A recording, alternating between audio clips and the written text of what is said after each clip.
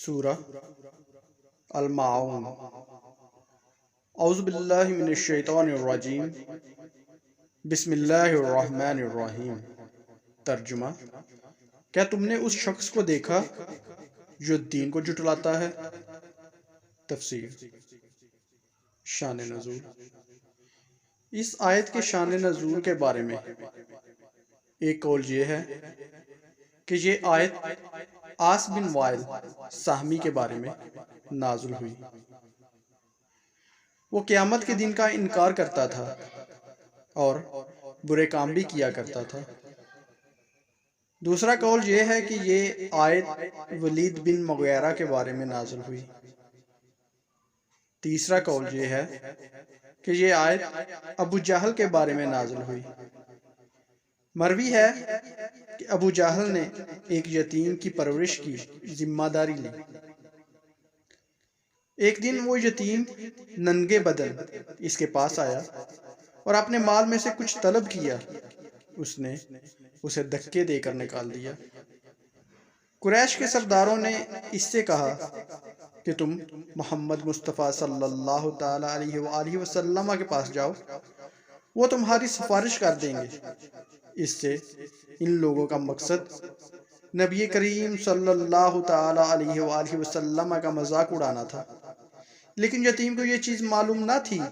چنانچہ وہ یتیم تاجدار رسالت صلی اللہ تعالی علیہ وآلہ وسلم کی بارگاہ میں حاضر ہوا اور اپنی فریاد پیش کی، اور سید المرسلین صلی اللہ تعالی علیہ وآلہ وسلم کبھی کسی محتاج کو خالی ہاتھ نہ لوٹاتے تھے۔ چنانچہ آپ صلی اللہ تعالی علیہ وآلہ وسلم اس یتیم کے ساتھ ابو جہل کے پاس گئے۔ اس نے رسول کریم صلی اللہ تعالی علیہ وآلہ وسلم کو دیکھ کر مرحبا کہا اور فوراً یتیم کا مال اس کے حوالے کر دیا۔ یہ دیکھ کر قبیلہ قریش کے لوگوں نے اسے آر دلایا اور کہا، تو اپنے دین سے پھر گیا ہے۔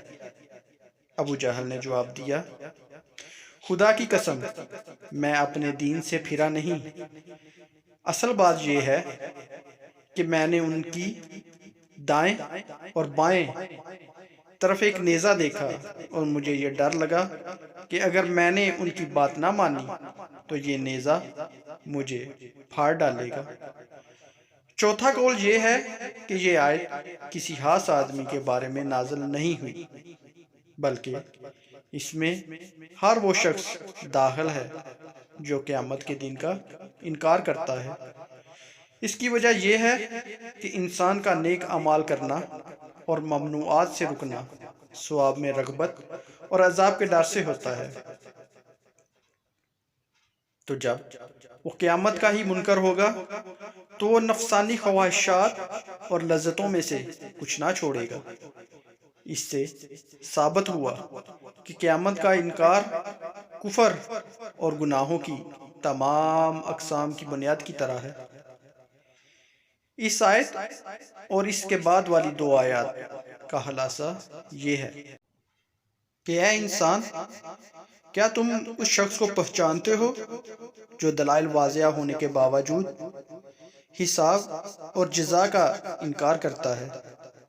اگر نہیں پہچانتے تو سنو، یہ وہ شخص ہے جو اپنے کفر کی وجہ سے یتیم کو دھکے دیتا ہے، ڈانٹتا اور مارتا ہے، اور اس کے ساتھ ظلم کرتے ہوئے اس کا حق اور اس کا مال اسے نہیں دیتا، اور اپنے انتہا درجے کے بخل، دل کی سختی اور کمینے پن کی وجہ سے مسکین کو کھانا نہیں دیتا، اور نہ ہی وہ کسی اور کو یتیم کو کھانا دینے کی ترغیب دیتا ہے، کیونکہ وہ اس عمل پر ثواب ملنے کا اعتقاد ہی نہیں رکھتا۔ آیت نمبر 2۔ ترجمہ: پھر وہ ایسا ہے جو یتیم کو دھکے دیتا ہے۔ تفسیر: یعنی دین کو جھٹلانے والے شخص کا اخلاقی حال یہ ہے کہ وہ یتیم کو دھکے دیتا ہے۔ یتیموں کے ساتھ کفار کا سلوک اور ان کے بارے میں اسلام کی تعلیمات۔ اس آیت میں کفار کا یتیموں کے ساتھ سلوک بیان کیا گیا ہے۔ حضرت ابو ہریرہ رضی اللہ تعالی عنہ سے روایت ہے، رسول کریم صلی اللہ تعالی علیہ وآلہ وسلم نے ارشاد فرمایا، مسلمانوں میں بہترین گھر وہ ہے جس میں یتیم ہو اور اس کے ساتھ اچھا سلوک کیا جاتا ہو، اور مسلمانوں میں بدترین گھر وہ گھر ہے جس میں یتیم ہو اور اس کے ساتھ برا سلوک کیا جاتا ہو۔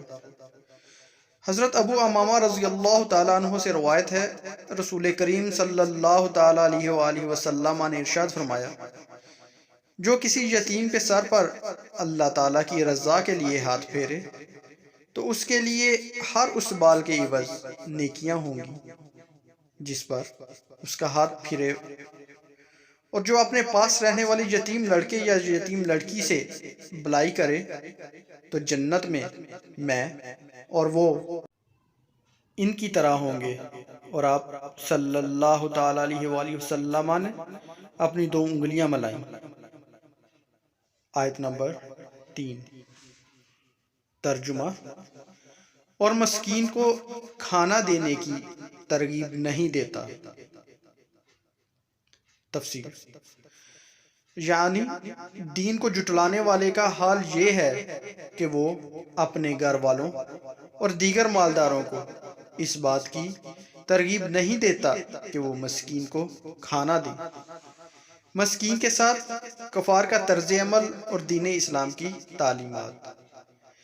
اس آیت میں مسکین سے کفار کا سلوک بیان کیا گیا۔ اب مسکین کے بارے میں اسلام کی تعلیمات ملاحظہ ہوں۔ اللہ تعالیٰ ارشاد فرماتا ہے، ترجمہ، تو رشتہ دار کو اس کا حق دو اور مسکین اور مسافر کو بھی، یہ ان لوگوں کے لیے بہتر ہے جو اللہ کی رضا چاہتے ہیں اور وہی لوگ کامیاب ہونے والے ہیں۔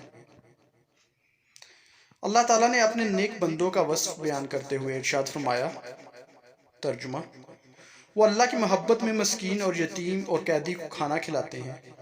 ہم تمہیں خاص اللہ کی رضا کے لیے کھانا کھلاتے ہیں، ہم تم سے نہ کوئی بدلہ چاہتے ہیں اور نہ شکریہ۔ حضرت انس رضی اللہ تعالیٰ عنہ سے روایت ہے، نبی کریم صلی اللہ تعالیٰ علیہ وآلہ وسلم نے ارشاد فرمایا، مسکین لوگ جنت میں مالداروں سے 40 برس پہلے جائیں گے۔ اے عائشہ رضی اللہ تعالیٰ عنہ، مسکین کو خالی نہ پھیرو، اگرچہ کھجور کی کاش ہی اسے دے دو۔ اے عائشہ رضی اللہ تعالیٰ عنہ، مسکینوں سے محبت کرو، انہیں قریب رکھو تاکہ اللہ تعالیٰ قیامت میں تمہیں قریب کر دے۔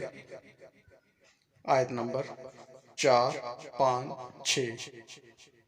ترجمہ، تو ان نمازیوں کے لیے خرابی ہے جو اپنی نماز سے غافل ہیں، وہ جو دکھاوا کرتے ہیں۔ تفسیر، یہ آیت اور اس کے بعد والی آیت میں ارشاد فرمایا کہ ان نمازیوں کے لیے خرابی ہے جو اپنی نماز سے غافل ہیں۔ اس سے مراد منافقین ہیں کہ جب وہ لوگ تنہا ہوتے ہیں تو نماز نہیں پڑھتے کیونکہ وہ اس کے فرض ہونے کا اعتقاد نہیں رکھتے، اور جب وہ لوگوں کے سامنے ہوتے ہیں تو نمازی بنتے ہیں، اپنے آپ کو نمازی ظاہر کرتے اور انہیں دکھانے کے لیے اٹھ بیٹھ لیتے ہیں، اور حقیقت میں یہ لوگ نماز سے غافل ہیں۔ نماز سے غفلت برتنے والوں کا انجام۔ نماز سے غافل رہنے والوں کے بارے میں ایک اور مقام پر اللہ تعالیٰ ارشاد فرماتا ہے، ترجمہ، تو ان کے بعد وہ نالائق لوگ ان کی جگہ آئے جنہوں نے نمازوں کو ضائع کیا اور اپنی خواہشوں کی پیروی کی، تو عنقریب وہ جہنم کی خوفناک وادی غی سے جا ملیں گے۔ اور ارشاد فرمایا، ترجمہ، بے شک منافق لوگ اپنے گمان میں اللہ کو فریب دینا چاہتے ہیں اور وہی انہیں غافل کر کے مارے گا، اور جب نماز کے لیے کھڑے ہوتے ہیں تو بڑے سست ہو کر لوگوں کے سامنے ریاکاری کرتے ہوئے کھڑے ہوتے ہیں اور اللہ کو بہت تھوڑا یاد کرتے ہیں۔ درمیان میں ڈگمگا رہے ہیں اور نہ ان کی طرف ہیں نہ ان کی طرف، اور جسے اللہ گمراہ کرے تو تم اس کے لیے کوئی راستہ نہ پاؤ گے۔ یاد رہے کہ نماز سے غفلت کرنے یعنی کبھی نماز پڑھ لینے اور کبھی چھوڑ دینے سے بھی بچنا ضروری ہے، اور یہ خاص منافقوں کا وصف ہے۔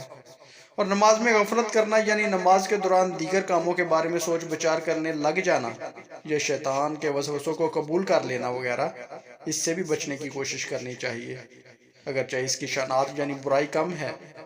نماز سے غفلت کی چند صورتیں ہیں، جیسے پابندی سے نہ پڑھنا، صحیح وقت پر نہ پڑھنا، فرائض و واجبات کو صحیح طریقے سے ادا نہ کرنا، شرعی عذر کے بغیر باجماعت نہ پڑھنا، نماز کی پرواہ نہ کرنا، تنہائی میں قضا کر دینا اور لوگوں کے سامنے پڑھ لینا وغیرہ، یہ سب صورت وعید میں داخل ہیں۔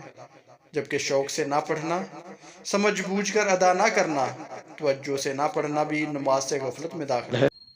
البتہ یہ صورتیں اس وعید میں داخل نہیں جو ماقبل آیت میں بیان ہوئی ہیں۔ منافقین فرائض کی ادائیگی اللہ تعالیٰ کی رضا حاصل کرنے کے لیے نہیں بلکہ لوگوں کو دکھانے کے لیے کرتے ہیں۔ ریاکاری کی تعریف اور اس کی مذمت۔ ریاکاری کی تعریف یہ ہے کہ اپنے عمل کو اس ارادے سے ظاہر کرنا کہ لوگ اسے دیکھ کر اس کی عبادت گزاری کی تعریف کریں۔ کثیر احادیث میں ریاکاری کی مذمت بیان کی گئی ہے، یہاں ان میں سے 2 احادیث ملاحظہ ہوں۔ چنانچہ حضرت ابو سعید خدری رضی اللہ تعالی عنہ فرماتے ہیں، ہم لوگ مسیح دجال کا ذکر کر رہے تھے کہ رسول کریم صلی اللہ تعالی علیہ وآلہ وسلم تشریف لائے اور ارشاد فرمایا، میں تمہیں ایسی چیز کی خبر نہ دوں جس کا مسیح دجال سے بھی زیادہ میرے نزدیک تم پر خوف ہے۔ ہم نے عرض کی، ہاں یا رسول اللہ صلی اللہ تعالی علیہ وآلہ وسلم۔ ارشاد فرمایا، وہ شرک خفی ہے۔ آدمی نماز پڑھنے کھڑا ہوتا ہے تو اس وجہ سے طویل کرتا ہے کہ دوسرا شخص اسے نماز پڑھتا دیکھ رہا ہے۔ حضرت ابو سعید بن ابو فضالہ رضی اللہ تعالیٰ عنہ سے روایت ہے، رسول اللہ صلی اللہ تعالیٰ علیہ وآلہ وسلم نے ارشاد فرمایا، جب اللہ تعالیٰ تمام اولین و آخرین کو اس دن میں جمع فرمائے گا جس میں شک نہیں، تو ایک منادی ندا کرے گا، جس نے کوئی کام اللہ عز و جل کے لیے کیا اور اس میں کسی کو شریک کر لیا، وہ اپنے عمل کا ثواب اسی شریک سے طلب کرے، کیونکہ اللہ تعالیٰ شرک سے بالکل بے نیاز ہے۔ یاد رہے کہ اپنی نیت کو درست رکھتے ہوئے فرض عبادات کی بجا آوری اعلانیہ کرنی چاہیے، تاکہ لوگ فرض عبادات چھوڑنے کی اس پر تہمت نہ لگائیں، اور نفلی عبادات پوشیدہ کرنی چاہیے کیونکہ ان میں تہمت لگنے کا اندیشہ نہیں۔ آیت نمبر 7 ترجمہ، اور برتنے کی معمولی چیزیں بھی نہیں دیتے ہیں۔ تفسیر، اس سے پہلی آیات میں خالق کے ساتھ منافقین کا معاملہ بیان کیا گیا، اب یہاں سے مخلوق کے ساتھ ان کا طرز عمل بیان کیا جا رہا ہے کہ اگر ان سے برتنے کی کوئی معمولی چیز جیسے سوئی، ہنڈیا یا پیالہ وغیرہ مانگے تو بخل کرتے ہوئے اسے نہیں دیتے۔ گھروں میں استعمال کی معمولی چیزیں حاجت سے زیادہ رکھیں۔ علماء فرماتے ہیں، مستحب ہے کہ آدمی اپنے گھر میں ایسی چیز اپنی حاجت سے زیادہ رکھے جن کی ہمسایوں کو حاجت ہوتی ہے اور انہیں عاریتاً دیا کرے۔ حضرت عائشہ صدیقہ رضی اللہ تعالیٰ عنہ فرماتی ہیں، میں نے عرض کی، یا رسول اللہ صلی اللہ تعالیٰ علیہ وآلہ وسلم، کون سی چیز ہے جس کا منع کرنا حلال نہیں؟ ارشاد فرمایا، پانی، نمک اور آگ۔ میں نے عرض کی، یا رسول اللہ صلی اللہ تعالیٰ علیہ وآلہ وسلم، پانی کو تو ہم سمجھ گئے، مگر نمک اور آگ کا یہ حکم کیوں ہے؟ ارشاد فرمایا، اے حمیرہ رضی اللہ تعالیٰ عنہ، جس نے کسی کو آگ دی، اس نے گویا اس آگ سے پکا ہوا سارا کھانا ہیرات کیا، اور جس نے کسی کو نمک دیا، اس نے گویا سارا وہ کھانا ہیرات کیا جسے اس نمک نے لذیذ بنایا، اور جس نے کسی مسلمان کو ایک گھونٹ پانی پلایا جہاں پانی عام ملتا ہو، اس نے گویا غلام آزاد کیا، اور جس نے مسلمان کو وہاں ایک گھونٹ پانی پلایا جہاں پانی نہ ملتا ہو، اس نے گویا اسے زندگی بخشی۔ صدق اللہ العظیم، جزاکم اللہ خیر۔